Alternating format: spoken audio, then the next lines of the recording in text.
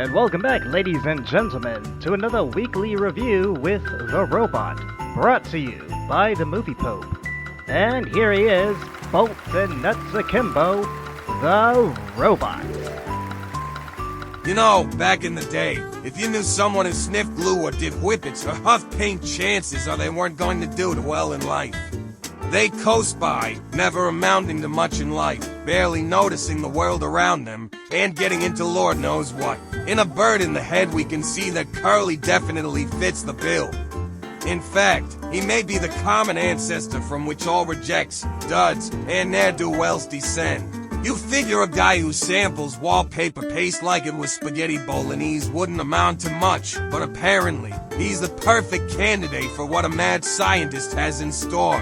After all, if the world barely notices a guy like Curly, then do think you'll miss him when his brain goes into an ape. But Curly's mental dullness works in his favor, as it allows him to befriend Igor the ape, who even helps Curly get even with Mo after enduring all that abuse. The movie pokes fun at the whole Island of Dr. Moreau concept, even with the ape going off with the Tommy gun as prefiguring Chewbacca later on in Star Wars. Curly, for his part, plays his role pretty well, harkening back to the early films where he was a buffoon who got himself into a hot mess just by trying to do a simple task. Sure, he may not be entirely adept at anything, but he's got an ape for a friend, so I suppose that counts as a win. Sort of.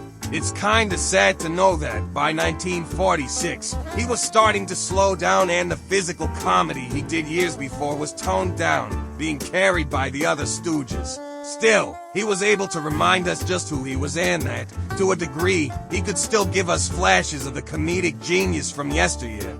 Thanks for watching, and if you don't mind, please leave us a like, it helps a lot. And while you're at it, subscribe so you never miss an episode drop. This is The Robot signing off.